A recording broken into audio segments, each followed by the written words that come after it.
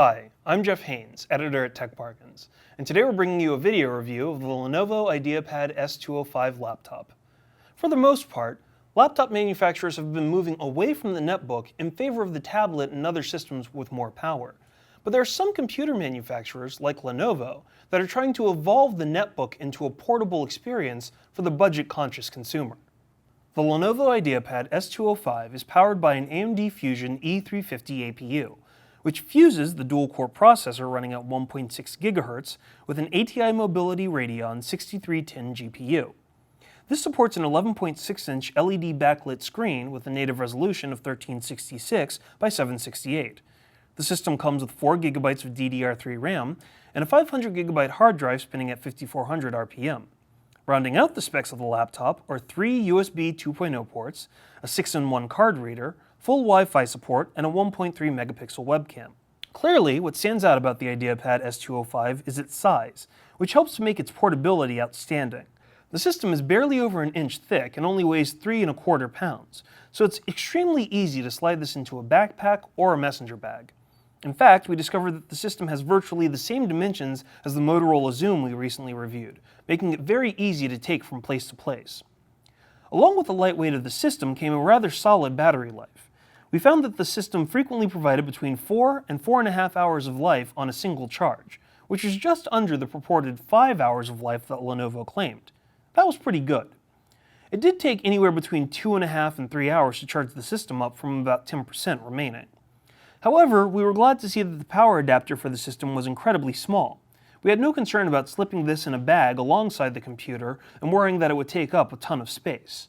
Plus, it was easy to squeeze some extra juice out of the battery by turning off the wireless, thanks to the external slide switch.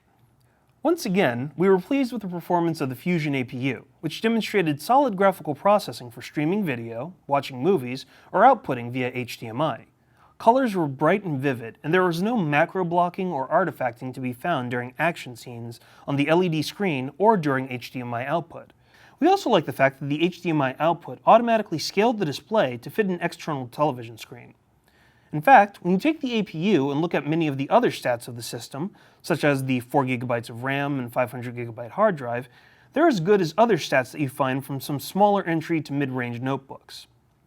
We also like the included dedicated recovery partition that allowed us to quickly and safely restore the entire system to a factory state in around 12 minutes. Similarly, we appreciated that a number of the frequently used buttons, such as the volume and brightness up and down keys, are marked with high contrast orange to make them stand out. Also, the page up and down keys are placed within easy reach right there. Finally, Lenovo included helpful utilities, which made them stand out from other systems' bloatware. For example, the S205 came with Veriface, which would allow us to log into the laptop thanks to the included webcam, as well as the UCam web client. It also came with OVO, which is a Skype variant, along with other software like Chrome, a boot optimizer, and one-key recovery. However, we did find a few problems with the system.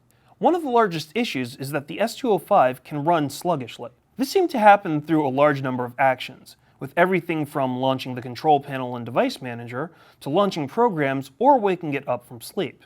This is probably because of slow access times from the hard drive and potentially a BIOS issue, but we couldn't exactly pinpoint the problem, and switching our energy saver profiles to high performance only slightly improved the system's speed. Another issue that we had was with the casework and buttons for the device.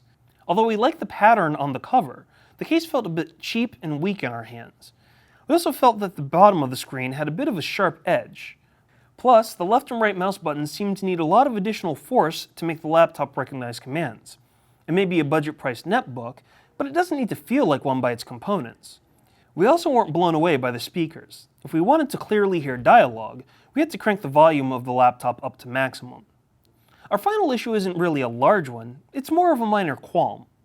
While we like the included utilities that we mentioned previously, we didn't really need individual icons on the desktop for every single one. That just clutters the desktop and forces us to do system maintenance as soon as we turn the laptop on, which doesn't make any sense. If you're looking for a small, affordably priced portable system that actually has some power behind it, the IdeaPad S205 is a very good choice simply because of the APU and the system specs, as long as you can deal with a few issues here and there. Sure, the system can be a little slow, and you'll definitely want to have a pair of headphones or external speakers if you want to listen to music, play games, or watch movies. but if you can deal with these little issues, you'll find a very good system at a very affordable price. For these reasons, we decided to give the Lenovo IdeaPad S205 a 4 out of 5. For more reviews on the latest products, as well as coupons and deals on systems like the Lenovo IdeaPad S205, be sure to check out techbargains.com.